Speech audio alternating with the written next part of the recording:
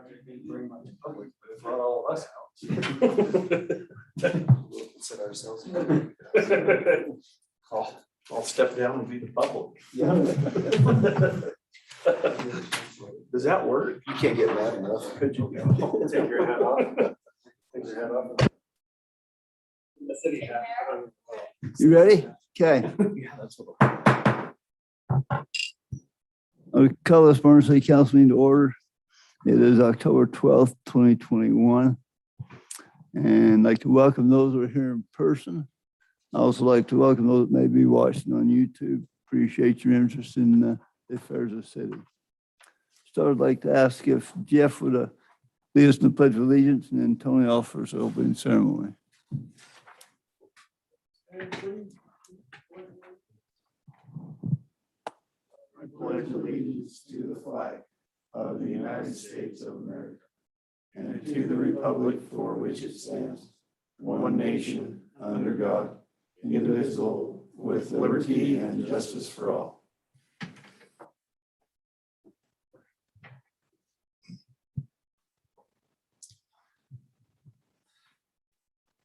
Our Father in heaven, as we gather together at the commencement of our city council meeting tonight, we take this opportunity which we have to express our thanks and gratitude unto thee for our many blessings. Pray for Father for this beautiful valley in which we live. We're grateful for the moisture that we've received the last 48 hours or so. I'm grateful for that moisture, and pray that might continue to bless us with precipitation and moisture, that we might have water enough to address our needs. We're grateful, Father, for the opportunity which we have of serving our community. And we pray, Father, that thou might guide and direct us, that we might always do those things which would be in accordance with thy will, that we might do those things that we might act in a fair and a just manner, and that we might always have thy spirit to be with us, to guide and direct us. We're grateful, Father, for the freedoms we enjoy. We're thankful for those who've ensured our freedoms, particularly those who offered the ultimate sacrifice. And we're grateful for those who have served and are continuing to serve. And we ask that thou might protect and watch over them as they bless and protect and watch over us. We ask, Father, that we might be able to, again, have thy spirit to guide and direct us this evening. And we humbly pray for these things in the name of thy Son, Jesus Christ. Amen. Thanks, Jeff and Tony, for leading us in those activities. We'll go to the consent agenda next. I'll entertain questions from the council or motions as I get ready on the approval of 2 sets of minutes and a set of warrants.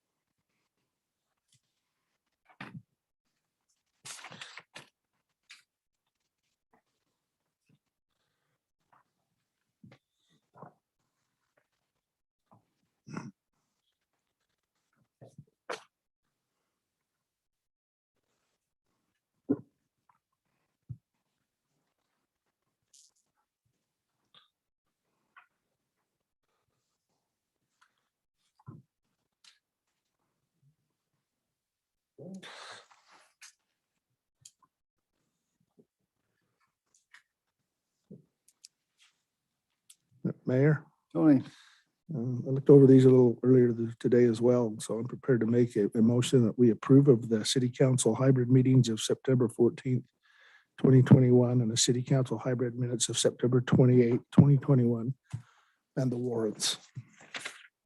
is there a second? Second.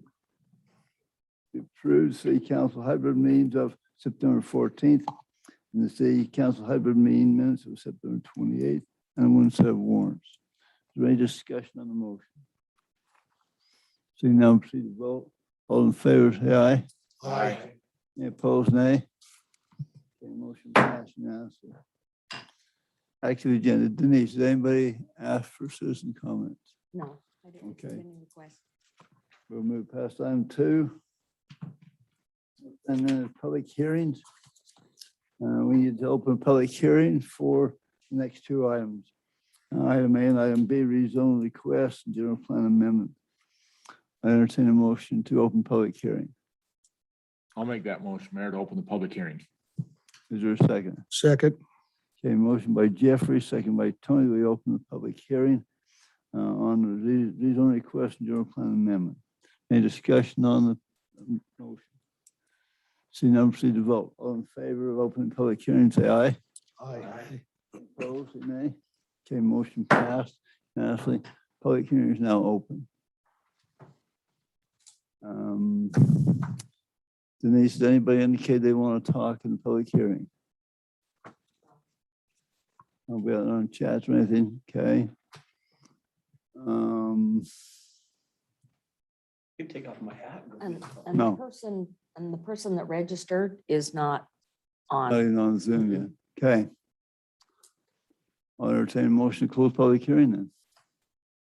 So moved, Mayor. I'll make motion to close the public hearing. Second.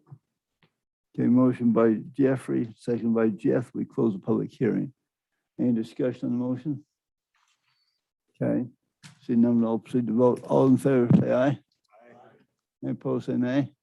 Okay, motion passed unanimously. Public hearing is closed. Okay, now we'll discuss the two items that were part of the public hearing agenda. Item number B and item number A. We will take item B first. Item B is a general plan amendment. Low density residential to medium density residential.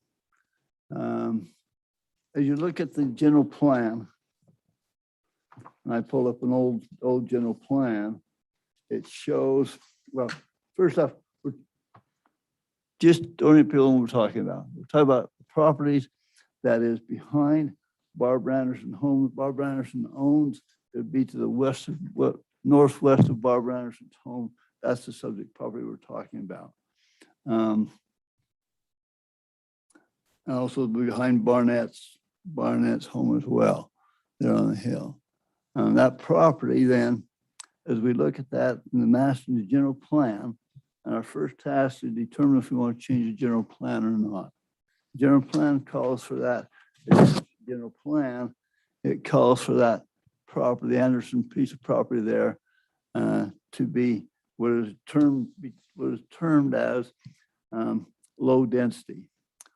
Low density is that then it goes to a plan, the zoning map would become what we know as R18 or single family is what the general plan designates that as. The applicant's requesting that we change that to medium density. Medium density on the general plan then allows for all residential uses. The RM15, R18, all residential uses, what it would allow it to be. So that's the first item on the agenda tonight, at least at this point, is to talk about a general plan amendment. If we want to be able to change that from low density, which is single family residential, R18, to medium density residential, which would include any type of residential. That's a brief overview. There's questions or discussion from the council. Or the applicants are here tonight. You're welcome to ask them questions if you'd like as well.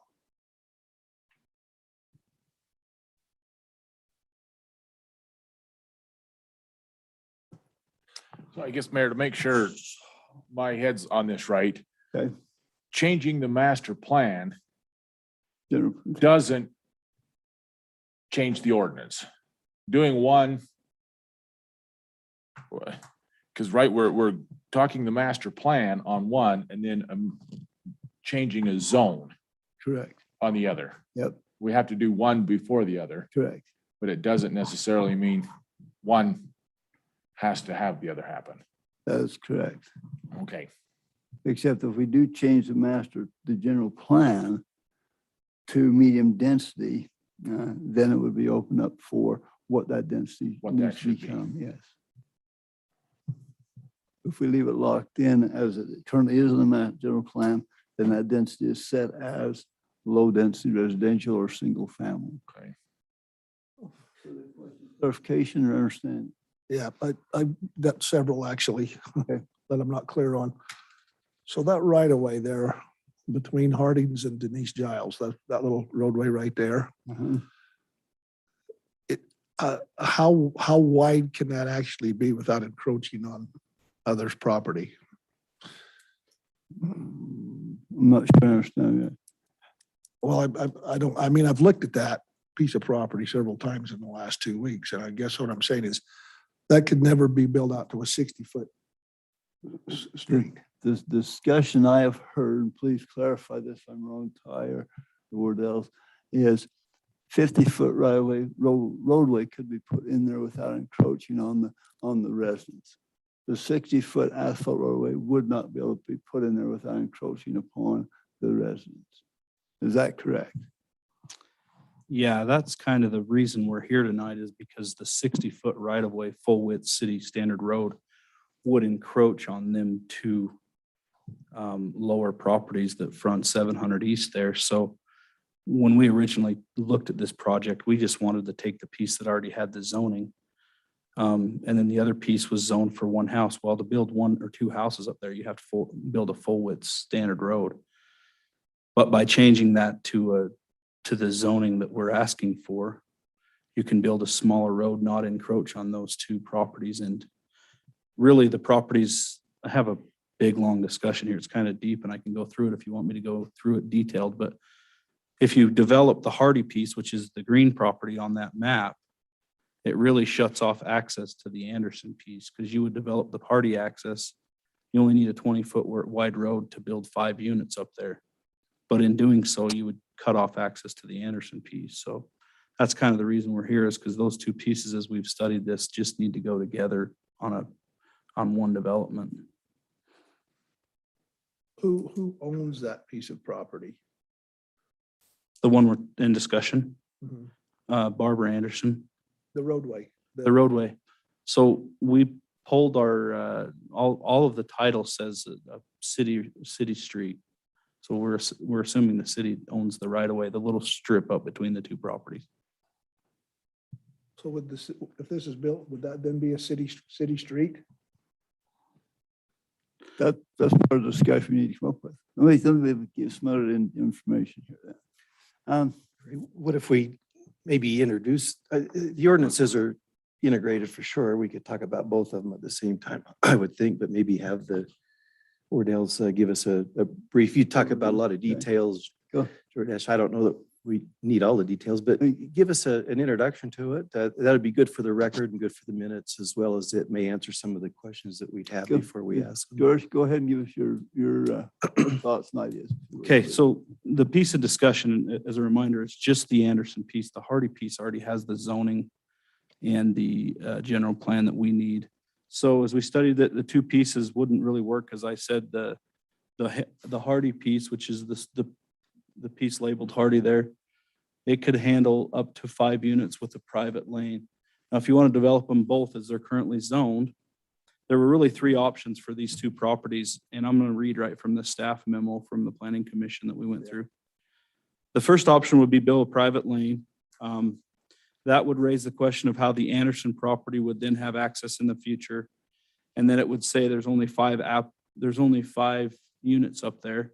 So if you built the Hardy piece and then put 5 units on it, that would say that you can't put any more units on the Hardy or the Anderson piece. So that option is really not that great. So then you move to option 2, which is build out 525, which is the street in between as a public street with a narrow 50-foot width. But that street would then be public and it would be maintained by the city, essentially for the benefit of 2 properties. So you could build one public street and squeeze it in up there for the benefit of 2 properties, but it would be owned and maintained by the city.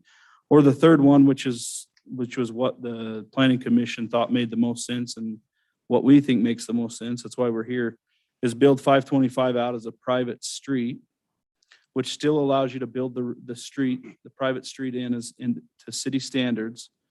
But the right of way would be privately owned and maintained. So we talked in our development meetings that we'd either have to purchase that ground from the city or we'd have to do a development agreement to build the road to city standards and then maintain, accept maintenance on it that would always be tied to the ownership of that property.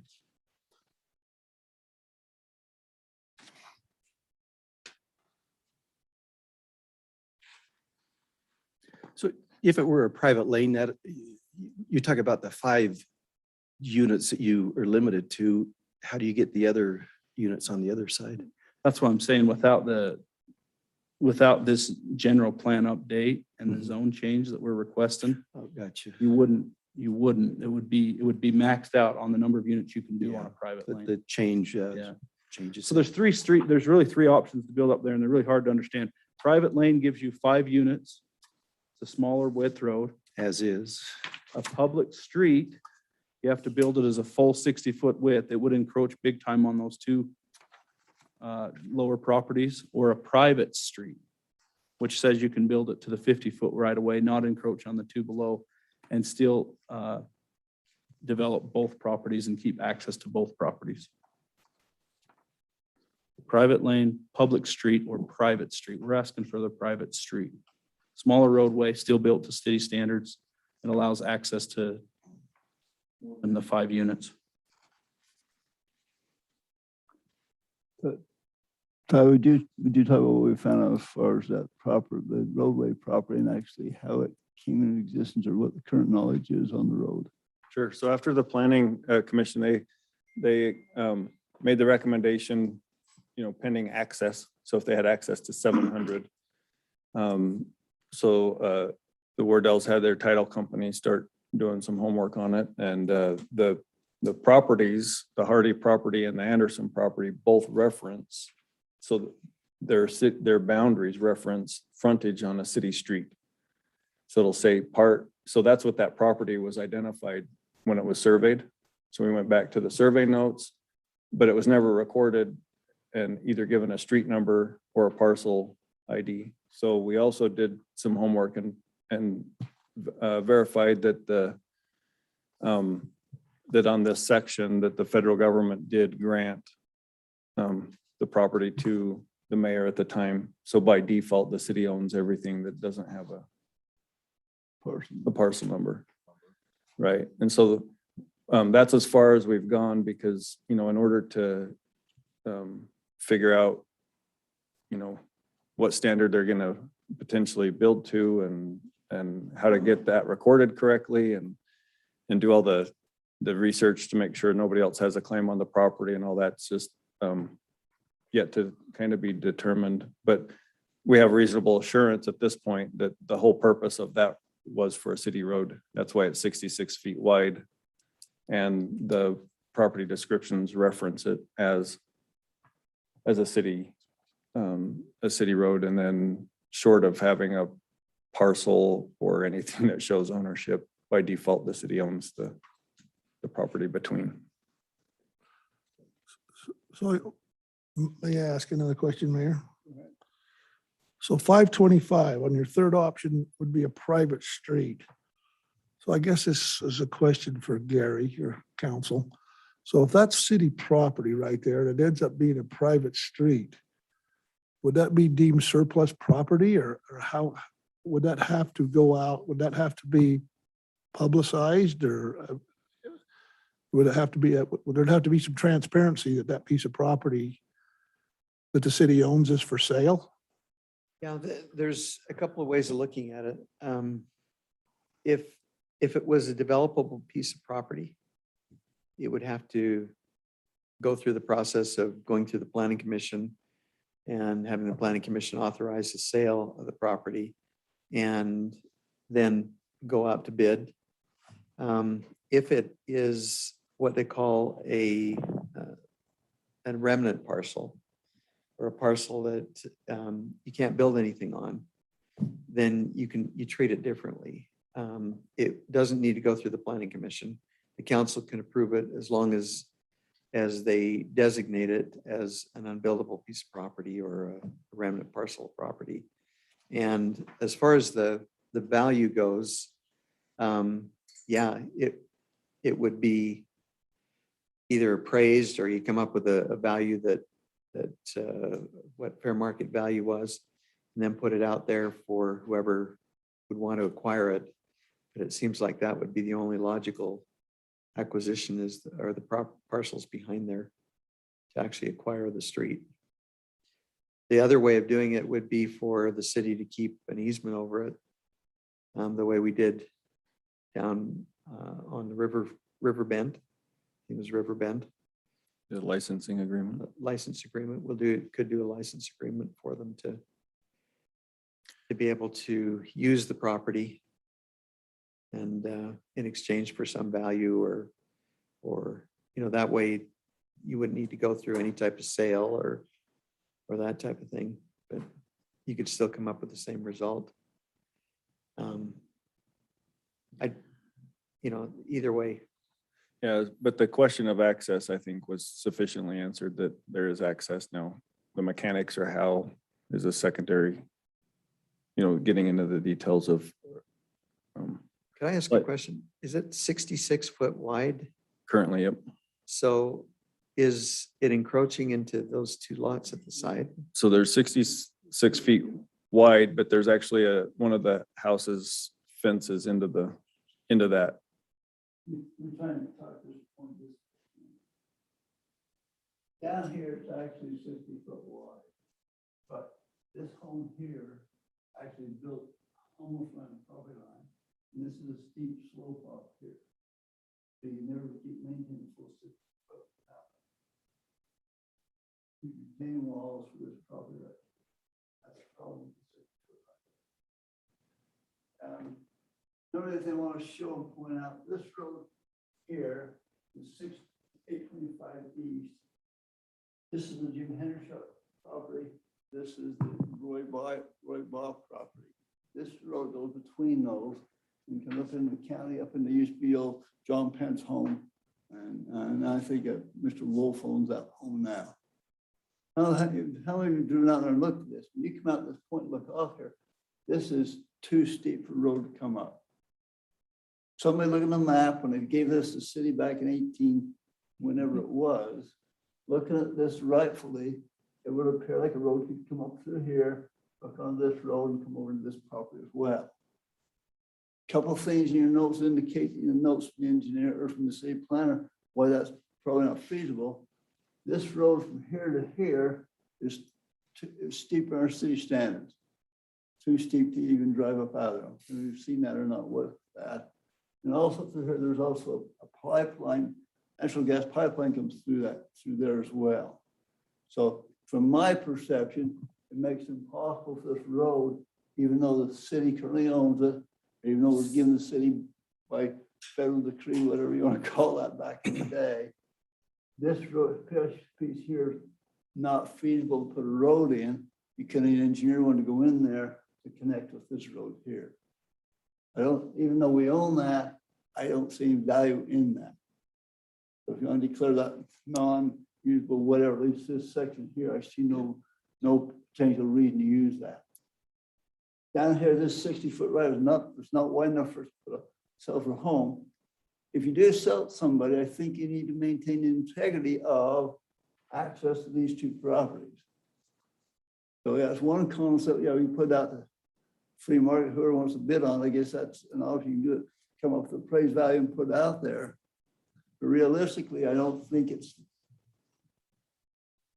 makes good sense for us to sell it to somebody except for access to these two properties. That's what I think what it's meant for, is access to those two properties. This ground here, along with this wall, you can see this part here is currently being developed. This turn around here, this chunk here, I'm not sure what they're gonna do with it. It again is steep and deep. If anybody's gonna look at that, I'm not sure what they're gonna do with that. This property here would have access to this road. There's not any way it can come off of this hill here. Now, if that makes any sense, I clarified a little bit all to show those things. So yeah, city has a piece of property here. I'm not sure there's any value to us or goes any place, at least in my perception. I don't know what you'd ever do with that piece. This chunk from here to here. This piece here, I think was meant for access to these two properties. How you divulge that, I guess, is still a part of discussion with you. That's what the title search indicates as well, because they referencing city street also not only, I think, establishes ownership, but intent.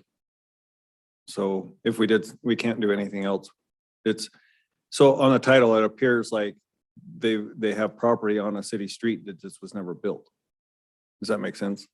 And you would never, I mean, for what that's worth, and again, not, that's the, at least as I looked at, that's the kind of things I've come up with and looked at. Rightfully so, I guess, down, or if you did decide to sell it, trade it, put a value on it, you know, whatever you decide to do with that, I think you want to consider down here, there's probably here that encroaches on that right away. You know, do something with that property so they can get enough property to make them a legal, you know, legal lot. Any questions while I'm still up here on the map from council? Okay. Further questions from council? I guess maybe Ray related to that, the city planner makes two statements. The 524 North right of way is owned by the city, and then he also says the right of way is in the ownership of the city but not built. Just to be clear, it's not a right of way, it's actual ownership. Is that right, Ty? So the right of way is incorrect. It's not a right of way.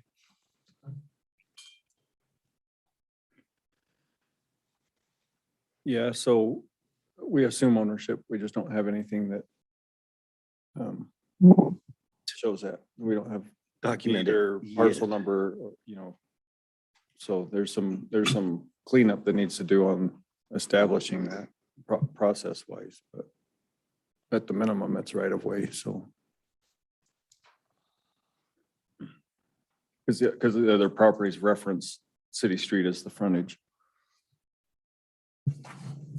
Unlike the planning commission, that needs to be vetted or fleshed out, if you will, the access to that, even though the plan change and the zoning change were affected, we still need to assure that that's part of it, or it's not valuable to the Wardells. So again, I guess my point is, does that all happen at the same time, or does one happen before the other?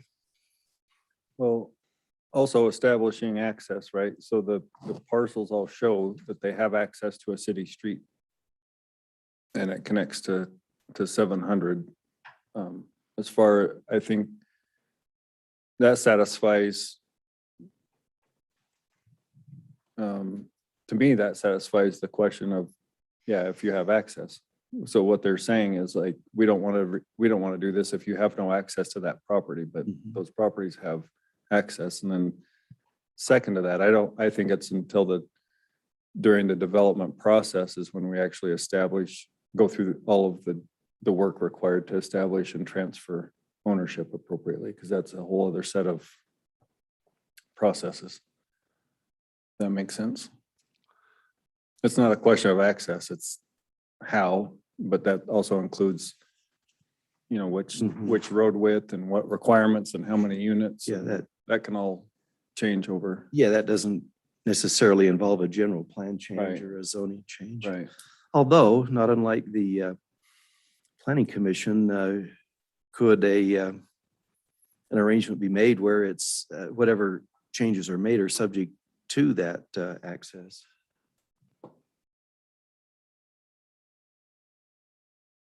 I guess maybe more legal than anything there, Gary. You know, certainly the access is an issue, but what I hear Ty saying is that they've researched it, and it does show a right of way to the city. We don't know how it was originally received, except it was received from the federal government.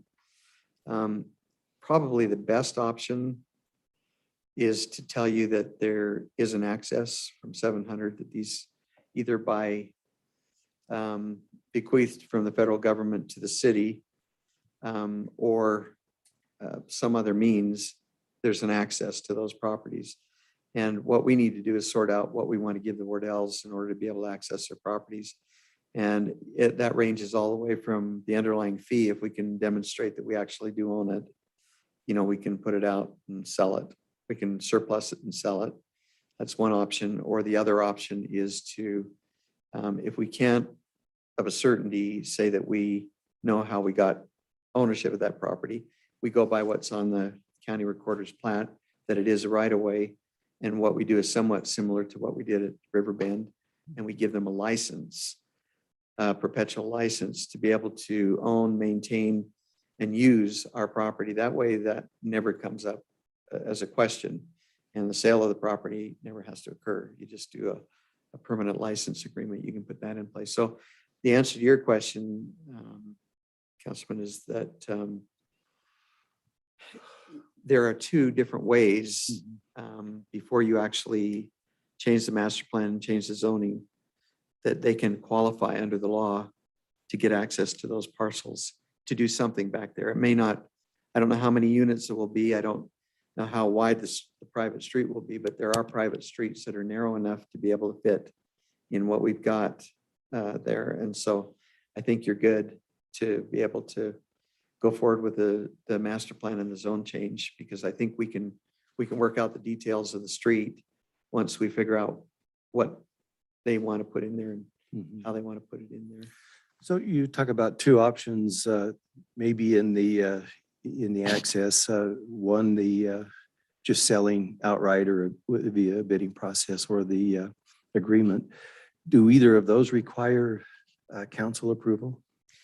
Both of them would require council approval.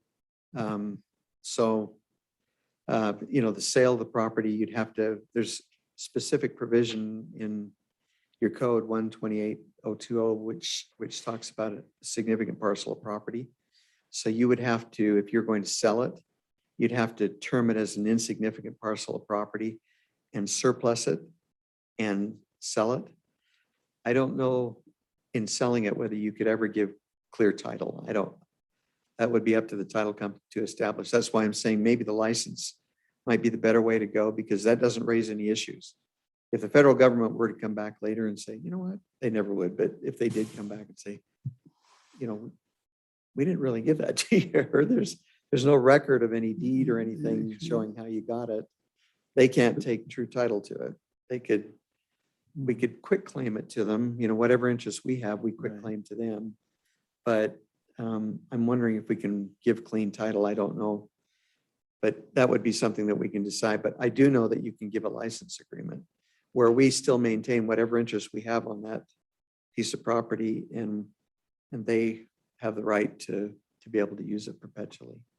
Neither of those two council actions is a public hearing required? No, not if it's an insignificant parcel. Okay. And under this, it says there's 3 criteria for insignificant. And one is that it doesn't require, use of it does not require zone change for the purpose that is going to be used for. It doesn't. It's just a road. And under either scenario, if you were to leave it so they could only get 5 houses, or if you were to expand it so they get 10, it wouldn't matter because it's just a road. So it doesn't require a zone change. And then secondly, it's not inconsistent with your general plan, the way that it's going to be used. And then the parcel is the size and configuration where you can't construct a structure of anything on it. And it's small enough that you're not going to get a structure on that. So it's not big enough to qualify as a significant parcel of property. If it was a significant parcel, you'd have to take it to the Planning Commission for hearing first, and then you'd have to take it to the City Council for final approval.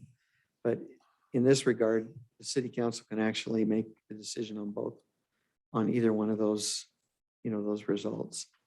And so it's going to go back to the Planning Commission for site plan approval and subdivision approval, or whatever they decide to do.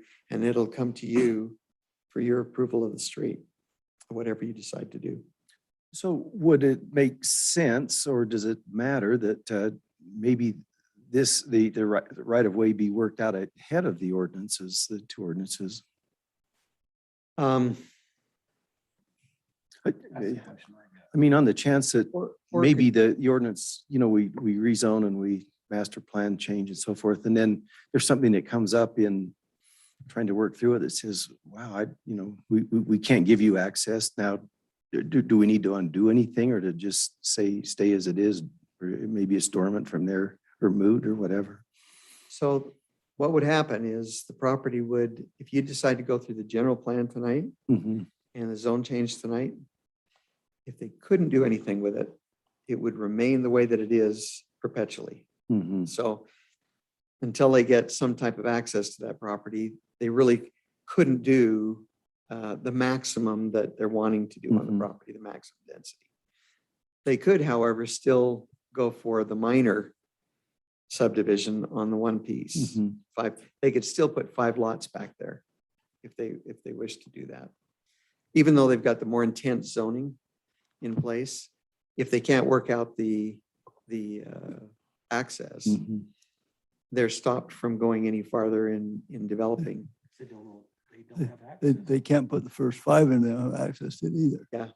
So it would just remain vacant. Essentially. And, you know, and again, that appears to be, like you say, vacant then forever, but I mean, there's always potential of tearing a house down and saying, here's a road going in it. Sure. You know, not that that's economically doable, but Kind of a, sounds there's, like a stretch to put a cul-de-sac or something in there. yeah. The access does exist. It's not that the access will go away. The access is there. It's just a matter of ownership and how we transfer, if we should decide to transfer ownership, how we transfer ownership. So it's not a matter there's not access. There's access there. It's a matter of how we determine, or if we determine when and how to transfer that access. Mhm. So it's not that the access can be shut off or go away. Yeah, that's a good point. Yeah, The it access isn't that we're exists. making a decision to provide access. Access exists. Yeah. To have it already there, I think is a statement that says that was the intent and it helps in coming up with a conclusion on the changes. The other thing the rezone does is give the most flexibility or the most options for possibilities. So even if you rezone and they abandon the project into the future, that zoning stays. And just because of our frontage requirements and our road width requirements, it just gives the, you know, so even though we have a concept here, it may or may not work as sketched, but our own ordinances just have more flexibility with the RM15 than the R18 or R110, just because of frontage requirements and single family requirements are a little more stringent, and that's just something else. I mean, what brought that to mind was when you're saying, hey, do we have to go back and redo anything if the project doesn't work out? I don't know that there's a downside, Mhm. like we're stuck, right? It's just, we decided that was a appropriate use of property or not, whatever you decide. But it doesn't complicate anything in the future. It just maybe makes, more possible than what's currently possible. Gentlemen, do you have any questions for the attorney? It's free advice. No, it's not, Dave. I don't know. It's free. Well, to them it is. You're not going to send them a bill. I have 2 comments.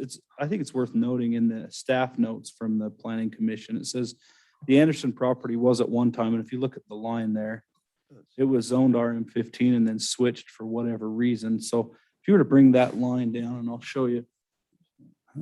What was the reason? Nobody knows that it was. The staff note says that this zone used to come just like this and then across. And square that up and make it better. And it says they don't know why, but it says in the recent past that was changed. So that's one thing worth noting. And the other thing that worth noting is there is access and we can develop it per the current zoning, which would be build a full width road right here. which is No, very- so that's good an access. That's on, But we own the access. but that that would be city city property though, right? Right. No, they can't. So there's still not any access because we own that property. Right here. Yes. Yeah. Well, is there anything worth mentioning where these properties reference right here that they have access to a public road? Or to a city-owned street right here? The title says that these have access in their frontage is right here. So that's the only thing that.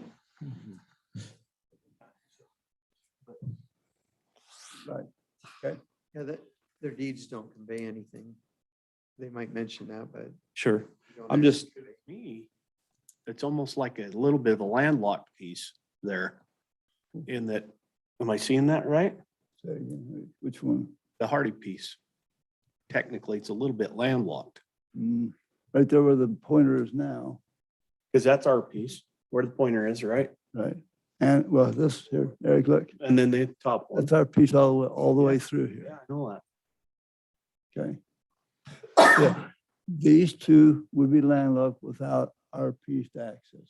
Correct. That's what I'm And saying. As Ty's mentioned, both those pieces, in the recent surveys, both those pieces indicate they front on a city street, meaning this one here. You know, it's not a city street. City does own that piece of ground supposedly from the US government decree that said all unclaimed properties go to the city and odd shaped properties. For example, some years ago, Tony, you may remember down by the sewer lagoons, there was a sliver down there that nobody really owned. Okay. And one of the local neighbors down there quit claim deed it. Now they own it. The city don't, the city maybe could have owned that. There's slivers here and there that are not, no parcel number, nobody currently owns. And again, back, and I forget the year, the US government came in and said, all properties are not currently owned, you know, city takes ownership. So you remember up on the hill where Geneva's at now, Yeah. there was a couple of odd shaped pieces Up on the hill. scattered on that hill. How do we get those? We don't buy those odd shaped pieces. They're just pieces in between surveys that were not surveyed in that we obtained ownership to. So those, that kind of thing happens all over the place where there's little odd shaped pieces that the federal government declared at one point, if nobody currently owns them, then cities, I guess you get them because we don't want, we don't want them. So it kind of happened. And that's our best guess from what Brenda came up with, and she showed the document. So he's got a copy of it that showed that that's probably what, most likely what situation was with that road all the way from 200 East, all the way up to the 500. All that whole length probably was acquired by the city in that transaction. But there never was a parcel put on it. Now, is that just because the county assessor's office didn't get around to putting a parcel number on it? Could be. I don't know the real reason why there's not a parcel number. There's not a parcel number.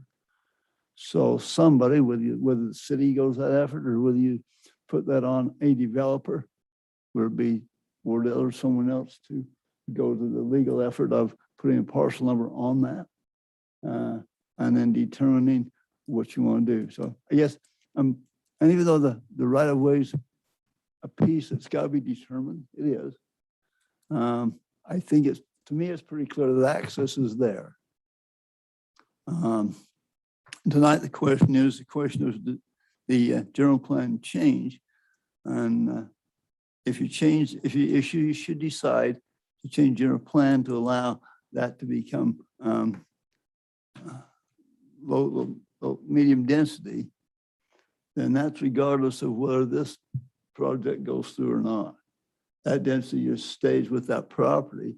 And if Wardell decide, hey, it's, you know, not for us, or the economy turns south and they decide not to do anything, the zoning still sits on that appropriate. So our thoughts tonight need to be that piece of property. What is the best use for that? We have an applicant that's interested in potentially developing that. And in the terrain, you know, the bottom half, that's all that can be developed. The bottom portion, maybe not half, the bottom portion is all that can be developed. That top portion where the arrow is not going to be developed into housing units. It's just that too steep to get into that. So the question tonight, and again, the right of way is a question. And if you want to solve that tonight, make a decision tonight, you can, but that's not really on the agenda tonight. The thing on the agenda tonight is whether to change the master plan and then whether to change the zone or not. Entertain any further questions. Please ask questions you got. Is 825 East, is that a city road? It is. So reason I looked that earlier, it is. City-owned road. We don't maintain it, but it's city-owned. Basically, it goes back. Could the Anderson property be accessed through that? No. It's too, Too steep? yeah, right. You see where that arrow is? Denise, point that, Too steep right there. yeah, right through that. It says, where the red sign says proposal is to change this parcel from R1 Mhm. 15, there that arrow is, too steep right there. I was up there today again looking at it, So, Mayor, you mentioned that right I- there. that 590 sits right on the property line. Is that right? Is that what you said? Did I hear you say that? Yes, 590, the house almost sits right on the property line. And I guess in my thought process, if we decide what to do with the property, when we properly decide what to do with this access, I would be in favor of Making that right? allowing someone, making that right, yes. Making that Make right? That right, allow some of that access to become part of that 590 property. If we have that a private drive, the private drive will not need to be the full 60-foot right of way. The private drive folks would maintain that private drive, not the city maintain it. So it makes more sense to me to have a private drive if we see no future use to the top of that. And as I've been up there and walked around, looked at that, I don't see any way you're gonna get a road up out of the top. Maybe Jeffrey could ride his horse up there and read sheep through, but I don't think he'd ever drive anything up. Mayor, Questions, please. You mentioned the property over there that Geneva now owns. Uh-huh. We surplus that, right? We did. we That's- sold that. That's how we did that one. Because we saw no use for it, it wasn't buildable. Like Gary mentioned, the concepts are, does it require zone change? Is it compatible in the zone? Is it being used for what's in the zone legally? And is it non-buildable? Those are the criteria, as Gary mentioned, for a surplus piece of property. Yeah, we didn't have access to those.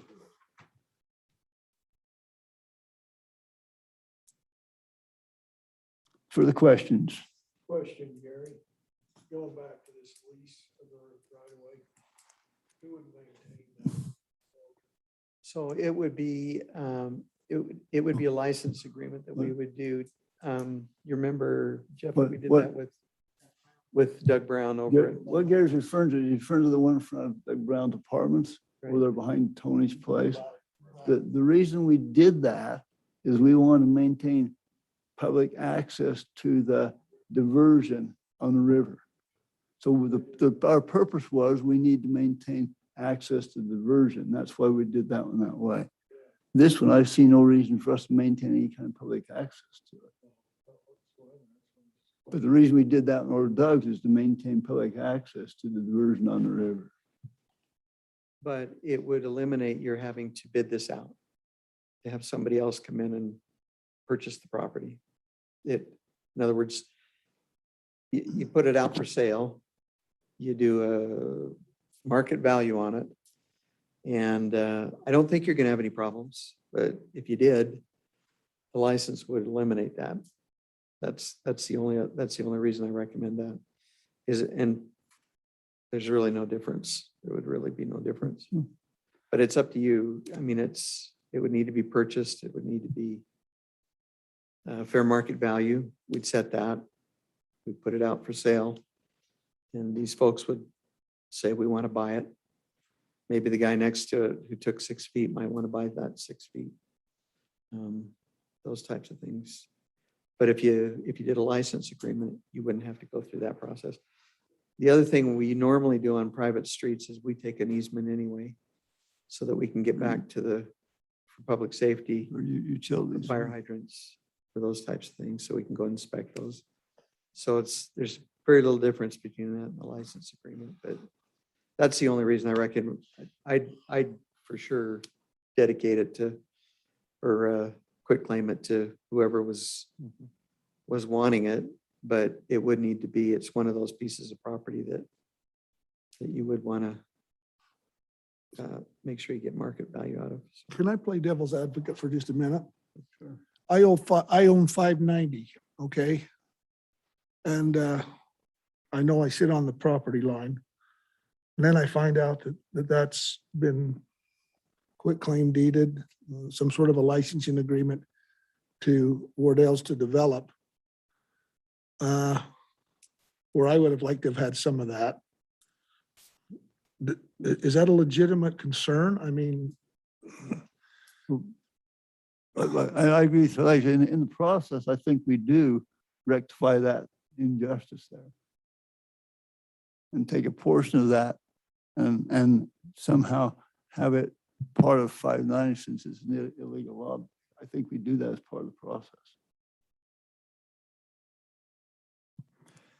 And there's If enough it's- width there to do that, help make that property sound, plus make a private drive. There's enough road, enough width to do both of those. Doesn't the city still own the ground if you do the license? And so essentially it has nothing to do with giving it to Wardell's. It's, the city owns it. The other thing the license does is keeps Wardell's from going in there and taking the whole 60-foot right away and laying claim to all their property by license. And so if the city keeps it and just does the license effect that Gary's speaking of, then it protects 590. So if we did a licensing agreement, would we just grant Wardell's whatever they needed for that roadway? And we could take care of 590 with, You could do the same thing with 590 if you wanted to, because they are using actually the city property. And so we do that all the time. I mean, we as cities do that all the time. I mean, they need to be worked out, but these are discussions for another day. yes. Really tonight. Yeah, we're considering a Zone change. master plan and the zoning changes all tonight. But I think it's been healthy to do discussion. Sure, yeah, You know, it's- there's some options. Now everybody can think about the options and come back with it, what So you the- propose. So to Tony's point, it's, you gotta look at it as a street. So if you're 590, do you wanna own and help pay for maintenance on that street? You may for some site access, right? But that can all be worked out in a licensing. But it's not, I lost out on an opportunity to own part of a road, because that's really what it is. Part of my back hillside. Does the city still would own that? Well, we're making it for the purpose of a street, right? So so that discussion can happen. I'm just saying, like, it's not, hey, could I have expanded my yard? Could I have got 10 more feet and blocked access to the property behind it? We would have never entertained that. Well, I'll get right to the heart of it. I don't want to be accused of being a council member that's just going to turn a piece of property over to a developer. Just there it is, do what you want. You know what I'm saying? Sure, yeah. No, that's, There's a little bit of a political aspect to it as well. So Sure. I don't want somebody coming back at me with that concern. So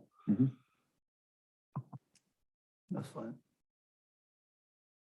if that makes sense. It does. I think we all think that. Okay, that's fine. Further questions or thoughts? Okay. Is anybody ready for a motion on item B or further questions? How did? I'll say my question. Go ahead, yeah, go ahead, Larry. It seems to me that, I mean, I see where the R115 is up there on the hill. Yep. It's like we got this little square right there that was RM15. And it's almost like we spot zone there. What? And I'm thinking, well, we changed that to RM15. And we got two little chunks of. How did that end up there? Anybody know? You're shaking your head, yes. and that's what we found is that used to all be RM15, but what happened was at one point, the patio homes down on the lower side, what do we call that? 700 East. and 700 East. So that? when they did the They patio swapped. homes and they needed RM15, Down there. then for some reason at the time, we said, well, then we're gonna take it from here and we're gonna put it down there instead of just adding RM15. And so that's what we ended up with. This part out of it. Like a and left quid that. pro quo. Yeah, like there's a certain, Acres, like right. there's only a certain number of RM15 acres total that we're interested We had a in, quota. or something like Yeah, that. no, So No, it was- actually, that's why it wasn't, this piece wasn't created as a spot zone. It was what was left over. This here. It's like wetlands, Tony. All They- that they other swapped yellow this. They Yeah. swapped this went yellow somewhere for else. that. Yep. I wonder, Wow. yeah, the Andersons may have a take on that if it was their property that zoning was changing. It was not, the engineer's incorrect. It was Am I right away? This chunk here. It touched it. But, Anderson probably touched it, but it wasn't. but that's where the spot came from, was Yeah. it used to all be contiguous, but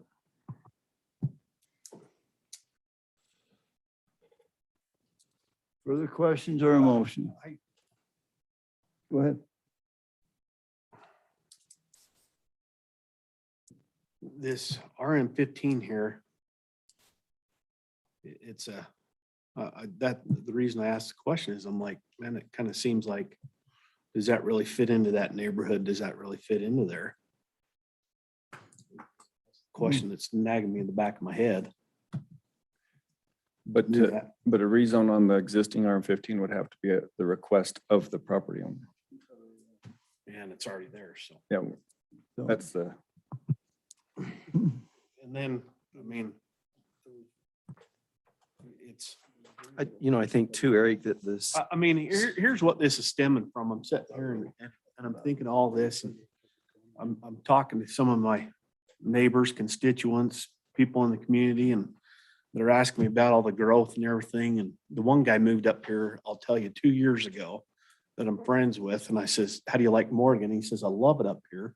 He says, but how come we're the old adage of why are we growing so fast? And he's like, I moved up here for a reason, Eric, and we're, and yeah, lock the door, shut the gate and lock the door, right? I'm here, close the gate mentality and that we all giggle about, but it's, anyway, I just, that's what's also swirling in my head here.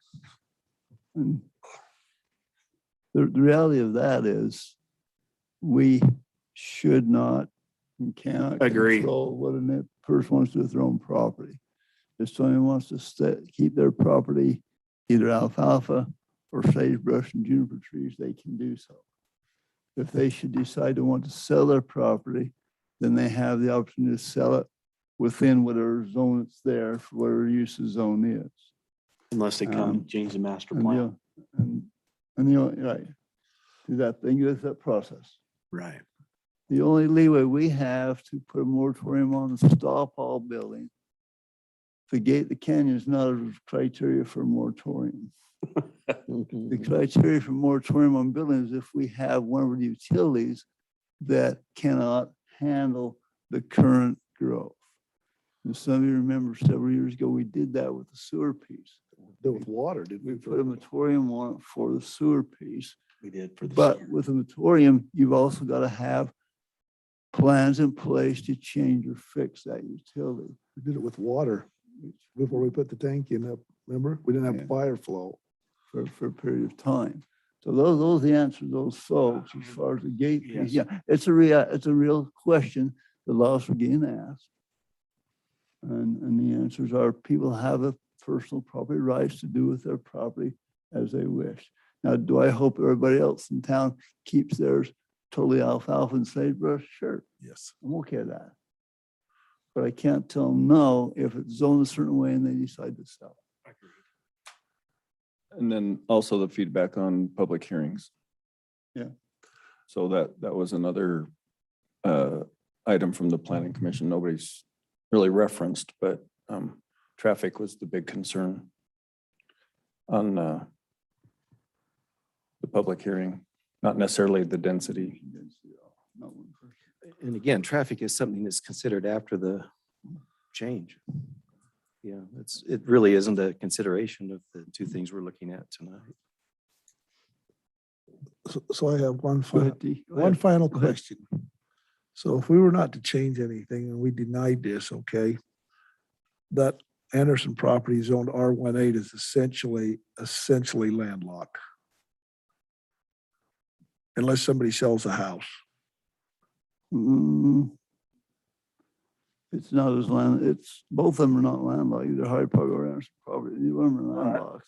That's Because of that road, 60 right? Okay, so that road extends all the way through there, then, No, right? it cannot go all the way through. Our But property does it go through the green RM, does it go up to that point right there? goes all the way through that. Even though that's green, Okay, that is not Harding or Anderson property. okay, all right. The red outline is around the Hardy property. The other red outline is around the Anderson property. Even though that part of that road is green, that's just part of the zone color. That's part of, the city owns that as well. Yes, Essentially or potentially. right? yes, All all the way the- through All the there. way through there. all the way up to the 825. Again, on a surveyor's desk in Washington DC, looking at that, it looked like it could go through and make an access street for the city. They didn't have 3D goggles to see that that was too steep to put a road in. So Tony, as is, you could build on the Anderson property, individual homes on 8,000 square foot lots, however many would fit on there. If you want to put in, depending on how you get access. There's a limit on Sure. number of units Yes. you can put on a private drive. If that access were available. There's a limit of units on a private drive. And also, and if they make it a public street, then you got the problem to access those two properties. So again, it really is essentially landlocked.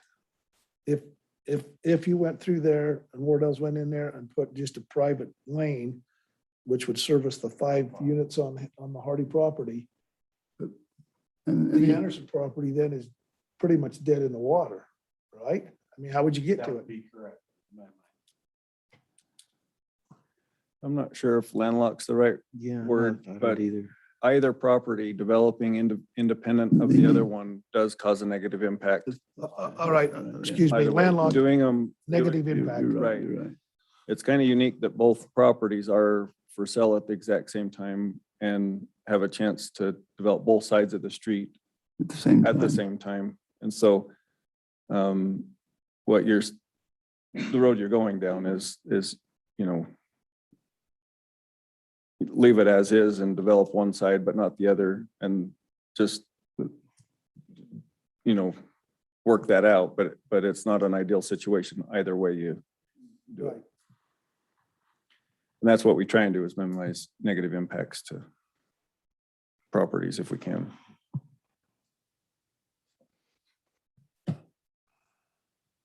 Further questions or motion? So I guess with the general plan, do we just touch the R18? We can't do anything with the other unless they come in and ask for it, correct? With which one, Jeff? Like to turn all of this back green again.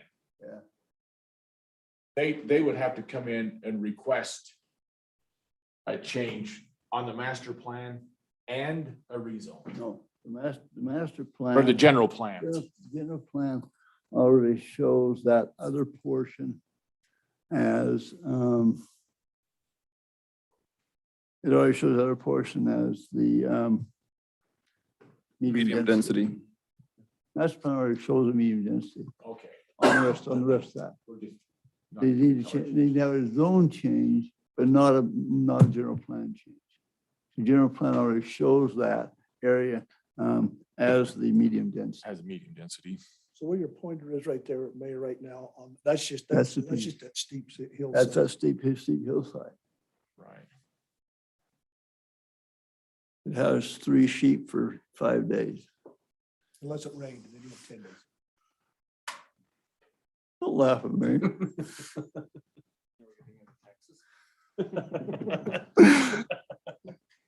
I appreciate the questions. I appreciate trying to get the understanding. I do. Further questions or else a motion? So Mayor, I feel from the discussion tonight and from the Planning Commission recommendation that the changes are consistent with the existing uses and zoning of the property. And for the general plan, the ordinance 21-10 would make a motion to approve an ordinance amending the general plan for Morgan City by amending the land use element of the general plan for the area located approximately 759 east, 525 north, from low density residential to medium density residential, providing for repealer, providing for severability, and also an effective date. That's ordinance 2110 in your packet. Dave made a motion to approve. Is there a second?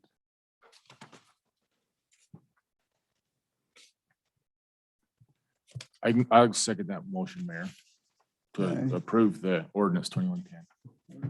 Okay. Dave made a motion, seconded by Jeffrey. We approve ordinance 2110, which is the ordinance amending the general plan of Morgan City by amending the land use elements of the general plan for the area located approximately 759 east, 525 north, from low density residential to medium density residential, providing for repealer, providing for servability, and providing for an effective date. Now, discussion on that motion or further questions are in order, if you have some.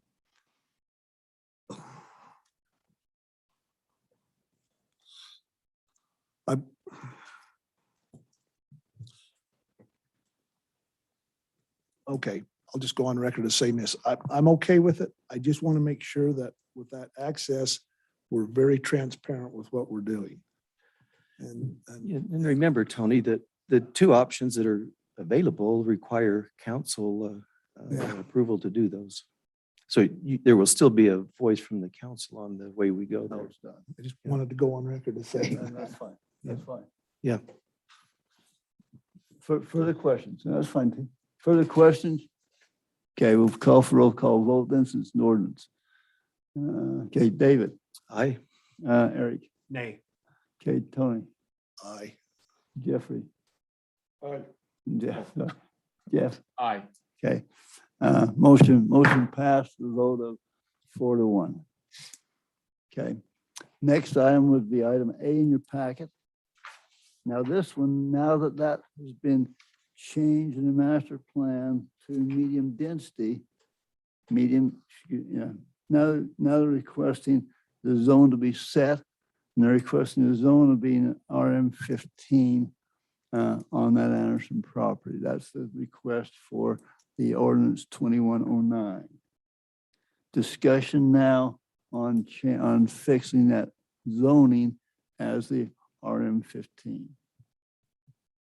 Questions, discussions, thoughts, input, or a motion if you're ready. So we're saying that was zoned RM15, but because of quota, quid pro quo, we changed it to an R18, but we really don't know why. We're There's the saying that it used to be connected, not Negotiation. necessarily that it was. Negotiation with Gray Jensen. That's what it amounts to. Oh, okay. The piece of property below 700 East used to be the factory piece where those Yeah. homes that are joined together, where they're going in. They're building right Yeah, they're building right, those, that used to be same as the other single family. And the process at that point, there was some discussion on wanting to be able to have some retirement homes in that corner. And for some reason, the city council at that point didn't want to give more acreage to RM15. So somebody come up to the thought, let's just swap acreage then, so we don't have more acreage in RM15. That was the thought process. Good, sell it or not, that was the thought process, and there's we can come up with. Probably hit on that discussion. Probably. Okay, so anyway, for what that's worth. You say, Ray, that just maybe a potential or that is what happened? That is what happened. Oh, okay. That is what happened. Yeah. Institutional Backstory, right? memory, yeah, The history behind it. okay. What are we gonna do without Fine. Yeah, it? we'll- We'll be wondering what kind of. No, we make him zoom in. I guess, Mayor, or from Dave or Tony or one of you, was there more public input at the planning But meeting? at the planning commission, there were 1, 2, 3 that spoke and none that didn't. They spoke, the one spoke about all the cars coming out that road and impacting that road was what one of them spoke about. Another one wanted to take a road out of the top of it and connect up with the road out of the top of it, Mhm. which great idea on a map, but it cannot happen. It's impossible to happen. Those Gotcha. are the discussions. And it's interesting, brother, Dan Dixon, who was in the planning commission, his statement was, public hearing tonight, we heard about roads, but we didn't have one person talk about density. So there was not one discussion on Plan change. density and yeah. plan change. It was merely road configurations. And it seems like in this one, the big question here tonight too has been road access. access. Road, how we get the road out of there, what does it do to us, that kind of thing. And that was a discussion. Planning Commission, there was not one discussed item about the densities. Well, and remember, we just finished 2 hearings an hour ago. 2 public hearings Right, with less result. with With less less- people here, yeah, less interest. How many that attended the planning? okay. No, not really. Well, and again, my point there, Jeff, is the items that were brought up were items for consideration for sure, but not as part of the change or Of the the- recommendation. Density and the, Yeah, they come along after as we start looking at the details. Okay, further questions or a motion? Mayor, I would, again, giving consideration to the Planning Commission recommendation as well as our discussion tonight, feel the change is consistent with the city's general plan and would move to approve ordinance 29-09, 2109. 2109, an ordinance amending the zoning designation of a portion of property located approximately 759 east, 529 north by changing the zoning designation thereof from single-family residential R18 to multifamily residential RM15, providing for the amendment to the zoning map, providing for repealer, providing for severability, providing for an effective date. Okay, is there a second?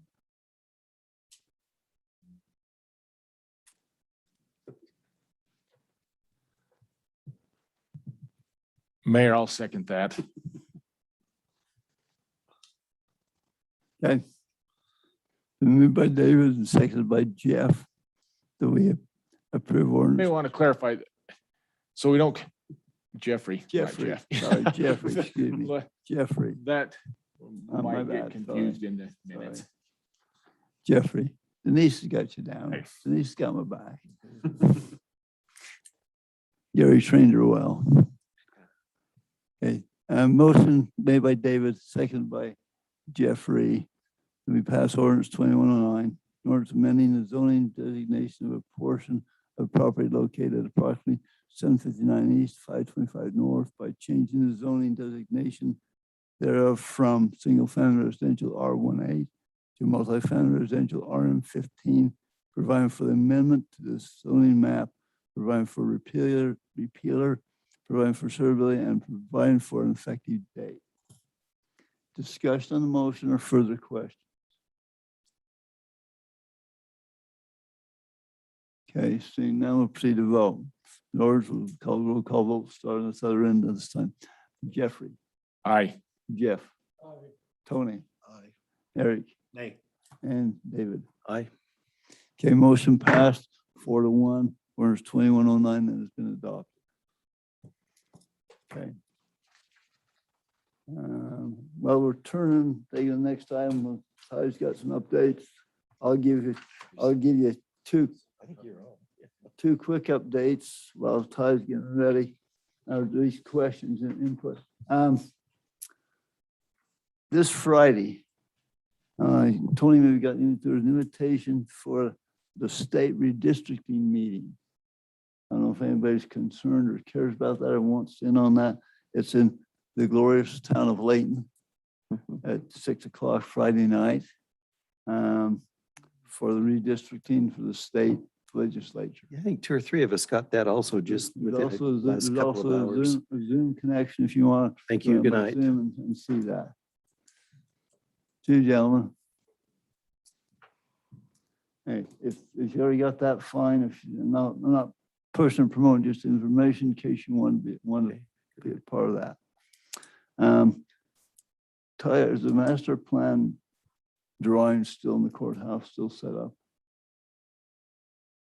I don't know. Yeah. We extended it, but I think that might have just ended, but the website's still up. They're still taking If- comments. Yeah. So if, We extended it, but I can't remember to what date because we If- changed it twice. So I think it's till the 15th, if I remember right, they're still looking for input. Yeah. I think that this month. If you have any other thoughts Go on the for it. master plan, any other input you'd like to give or thoughts, you can go look at those. Also go on the website if you're interested in giving those. The next big task, once that's all adopted, is then for our planning commission, this body, to then take that and determine how we want to put that in place, what pieces we want to put in place. So what they're going to produce is a plan, and it will be a fancy napkin drawing for this group then to take a look at with planning commission, see, what do we want to adopt and what do we want to put into place from what they've proposed. So I'd encourage you to look at that, think about that if you want. That'll be coming down the pike to us. Time frame on that? They're supposed to be done by the first of the year. So that'll be in the next year when we would take a look at how we wanted to implement it. So maybe the next 60 days would, Yeah, they'd be rolling it out. no, We pushed back the schedule a little bit because we extended the public comment period. So we're probably looking at February for, I've got a question with that too, Mayor. go ahead. The, I know that the county is also going through the same process at the Yes. same time. It's, Yes. you're gonna need to be some coordinating between kind of maybe us and them too. I mean, it would look really hypothetically, we say, no, this thing is junk, and they say, yeah, this is great. I mean, is there some leeway between the two bodies to? There'll be some as far as the ground between what we think we want to have. But as far as our own ordinance, it's our own ordinance. Okay. Do we want to have, what do we want to take? What type designations do we want to have our zoning to become? And that's the city zoning only. We won't interfere with the county zoning what they want to zone. Same thing with our ordinances. They're proposed, I didn't bring it tonight, but their proposed general plan has a lot more colors, a lot more areas, a lot more definitions. So how much of that do we want to put in place or don't we want to put in place?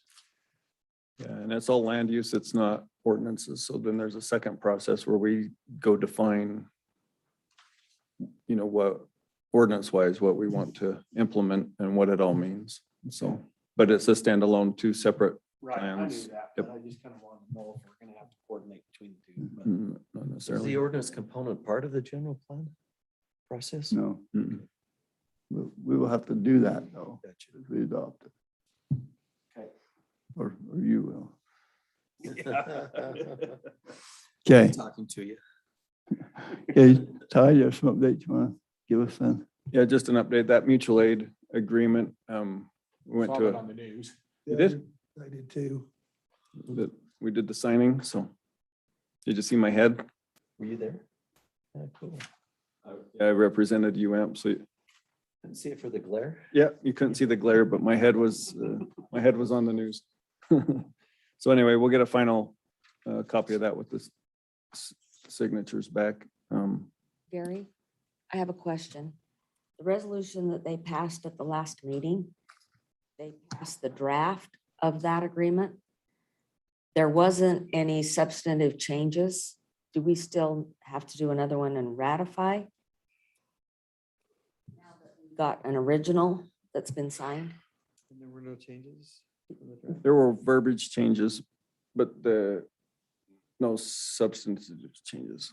So we have like what the final outcome was, but there were so many multiple parties that, you know, by the time they got the final agreement, it's not word for word what we adopted, so we can bring that back and either just update the council or else we can readopt the final version, whatever's more appropriate. So why don't we bring back the final version? I think that's probably the best thing So to do. do a whole new resolution? Yeah, Okay. that's what I do. Does that make sense? Then it's clean. Yep. I think that's the best way to do it. There's no urgency in getting it. No, it's all been signed, so just Yeah. so it's in our records what was adopted. I think that would be great. So we did that, and then we're finishing the FEMA process, so Denise submitted our last project, and we're just waiting for that review and then the final reimbursement. So That's from the wind event. the wind event, yep, when was that? September? A year ago? Yeah, here we go. Yep, Mm-hmm. September. Oh, man. So we're way ahead of schedule. I'm just saying, like, running on FEMA time, that's. Yeah. But we did consolidate everything into 2 projects, which was really nice. And that's why, This mean, is it the was a lot of project work, For but- the emergency, the electrical part, replacement of the poles and repair of the lines. And we Yeah. submitted for $56,037.41. and so we'll get a portion of that back, so. What was an average stump weight? Did not weigh 'em. I thought you said they were asking for it. Oh, man. Size, depth, justify this, measure Yeah. that. So anyway, yeah, we did pretty good to get through the process, but we also didn't spend a lot of extra time trying to prove things. We just, it wasn't worth our time to, I think we did a very good balance of what was reasonable and yeah, so anyway, it's just good to know that we're getting reimbursed by that, so. That's all I have. Okay, question or updates from the council. David, I don't. Eric? I talked about the rec board. Sure, whatever. Oh, yeah. Yeah, I want to hear this. Do you want to hear this? Tony, get ready. Was there some public record? What? Is there some public record you were still hooked in? Okay, I'll be careful with my verbiage tonight. This should make Tony happy, though. The last rec board meeting, the rec board meeting, or the rec board has always been historically school district, county, city together. We passed the ramp tax. County became the agent for those funds. So then we hired a rec director under that new thing. She became a county employee. So the last meeting we had, we went in there and they had their legal counsel there and their secretary and 3 council members. And they proceeded to pretty much tell us that this was a county run thing, that we couldn't talk about their employee because it was a county HR policy, and that the contract that we had with them was null and void. And so the 3 remaining members pretty much said, well, that's fine, and got up and left. So Gary's, that's pretty much what happened. So we got up and left, and I said, this is on public record, right? It sounds like you got a county rec department to me, so we'll see where that goes in the future. What happens? So it is officially the Morgan County Recreation Department. Well, because they said that the contract that we had with them was null and void because it was county, basically county monies, and that we couldn't vote on county monies, and that we couldn't, They're collecting the tax. yep. And we don't contribute money at all. Not anymore. Not anymore. What we contributed was the use of like the city park. The school district contributed the use of their buildings, their facilities. And so the statement made by the school board member was, I guess you'll be leasing back our facilities. Got up and walked Well, out the door. Actually, that makes sense. Sure. To me, You got to pay for you the know, upkeep if of the the school wants facility. to lease Yeah. their facilities to Yeah. the recreation, Same with cities. go for it. Kind of Yeah, the same thing yeah. that I see us. If Good they want to point. use our city park, then I guess they'll have to Somebody's got to come with mow the some kind of lawn. lease it from us. So if I attend other committee meetings that I want destroyed, could the mayor assign Just have Eric Eric a go new for you. portfolio? I'm just- I Free time for you, Eric. I did call the mayor and pled for forgiveness because I destroyed the board, but. Yeah. Yeah, you- There's where we stand, so we'll see what happens in the future. So, Cool. here's, yeah, that's better. And okay, Tony, anything else you got? Any other items, questions, thoughts? Yeah, yeah. So I mentioned this to you the other day, so I debating whether or not to bring it up tonight or not, but so the last couple of weeks, for whatever reason, I've had the opportunity of perusing the city pretty well, door to door. There's been some interesting things that have come about. Probably should have done it a long time ago, but it's been interesting, some of the comments that I've had. Here's one, and I mentioned this to the mayor the other day. So, and by the way, the League of Cities and Towns, we went to a couple of weeks, but a lot of that had to do with, I mean, I went to a lot of breakouts on drought and water use issues and that sort of thing. So, correct me if I'm wrong, Mayor, but so we have individuals that are on equal pay. And so they're paying, obviously, okay. They develop a water leak, okay? So they're not seeing that indicative on their bill for a while.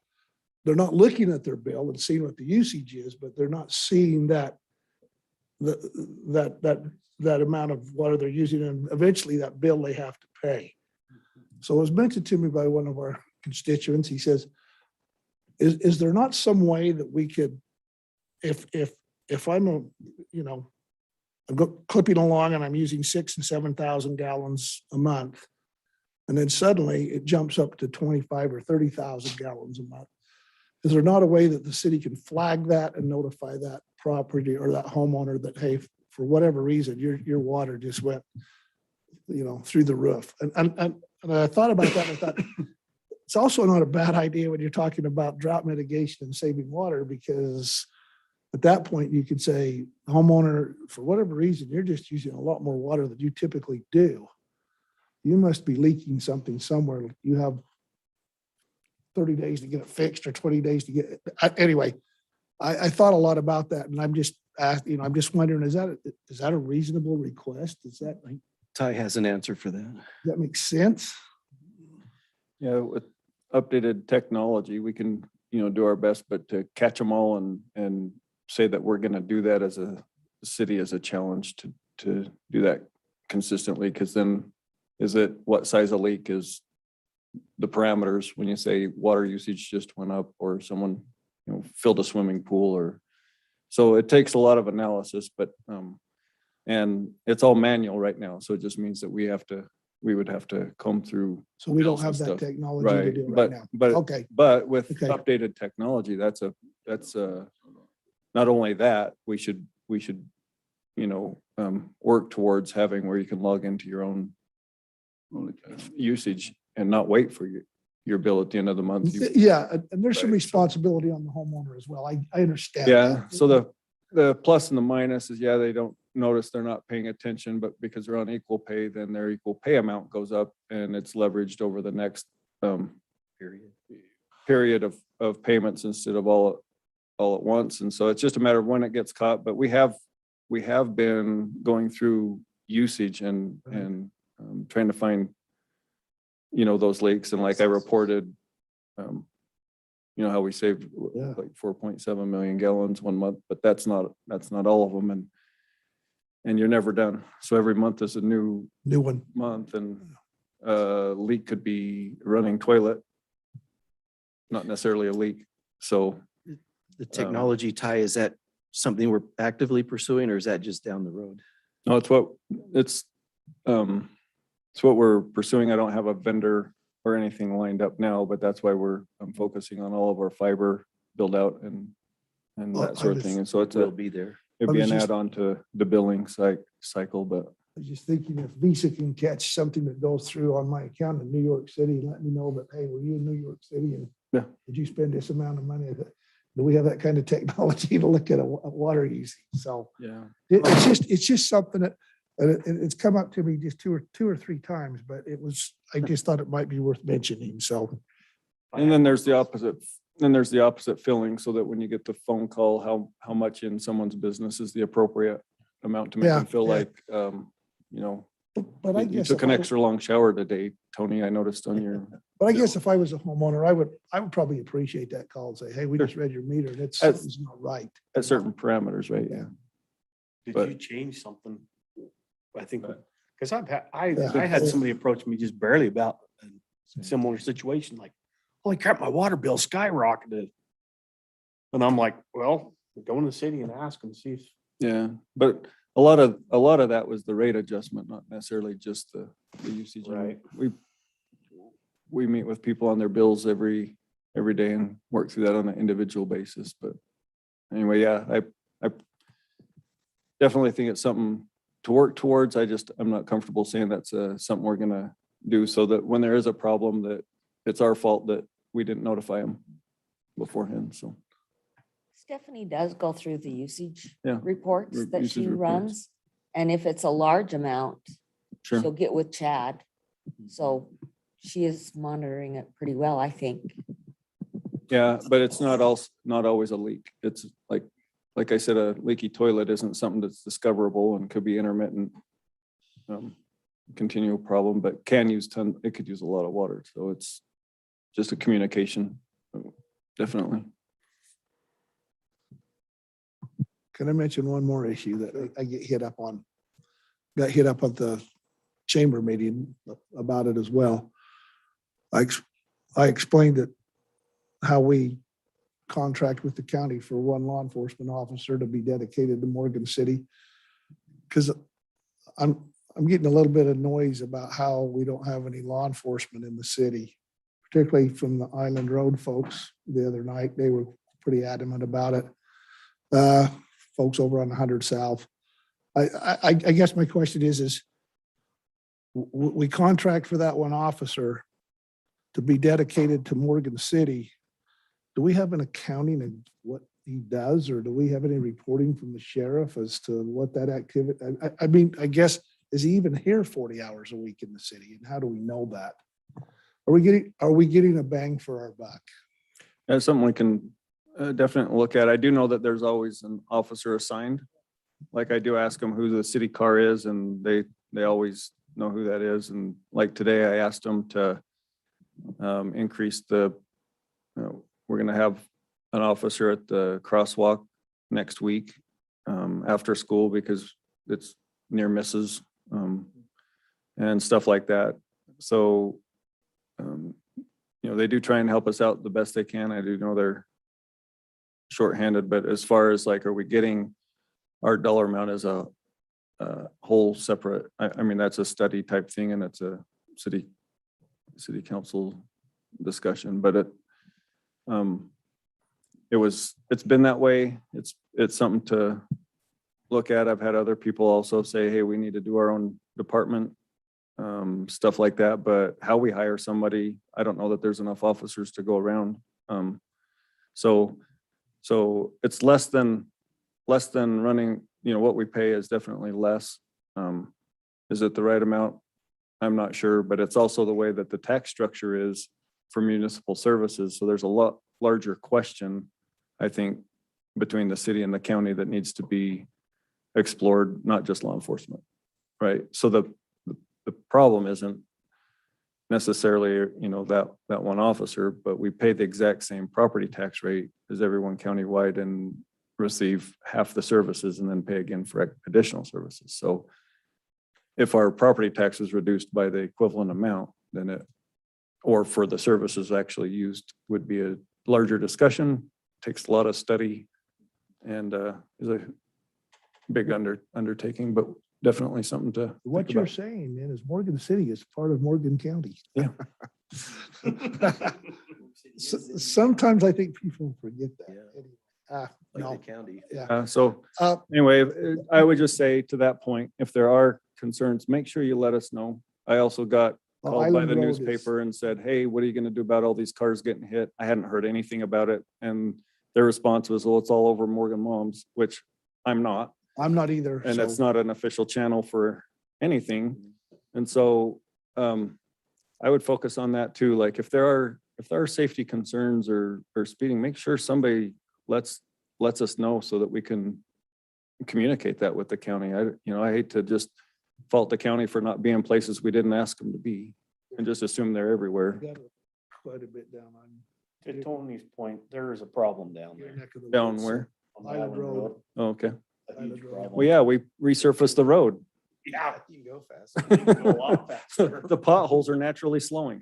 I mean, I got the same thing. Why don't we have our own when we have Morgan City Police Department, I said, well, dispatch fees alone would kill us. So, you know, that's not really There's just, it's just feasible. a shortage of officers everywhere. So it's like, that's a, County has the same problem. yeah, exactly. So anyway, hopefully that answers your question. Just let's focus on the safety. and- Okay. Thank you. Jeff? Nothing.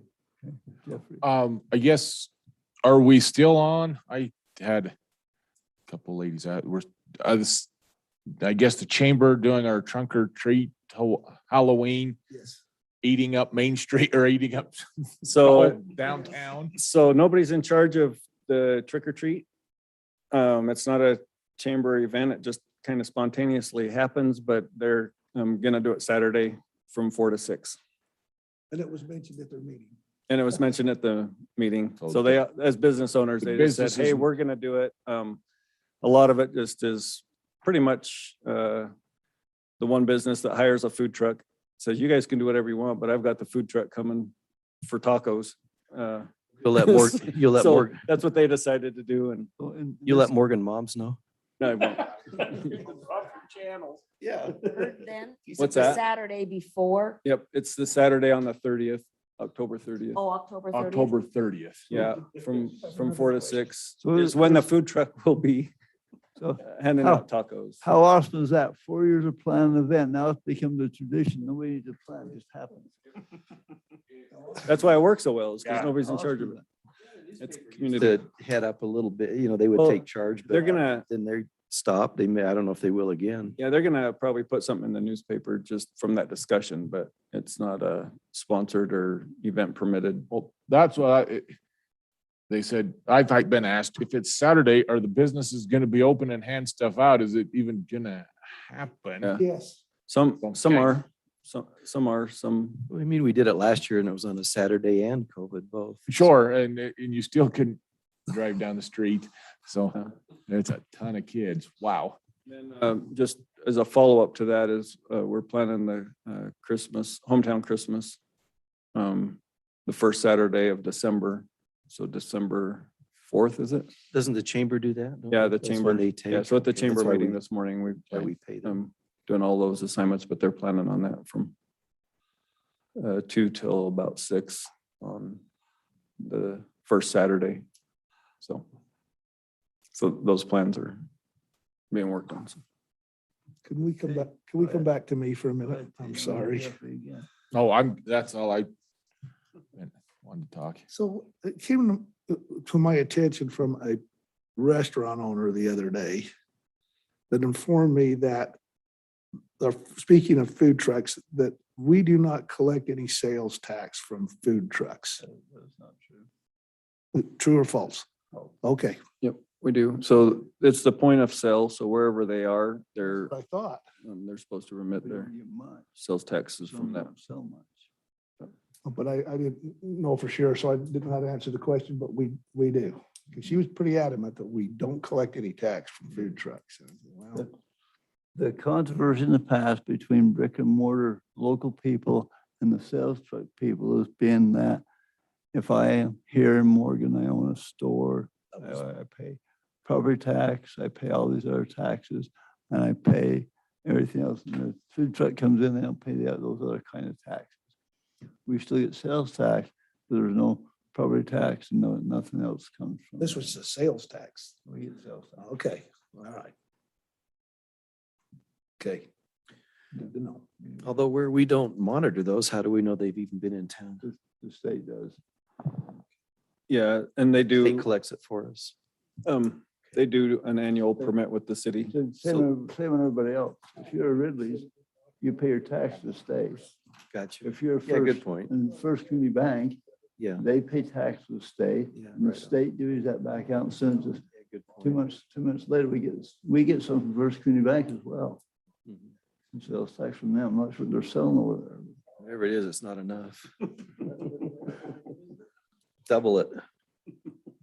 Okay. Any further input? All right. Okay.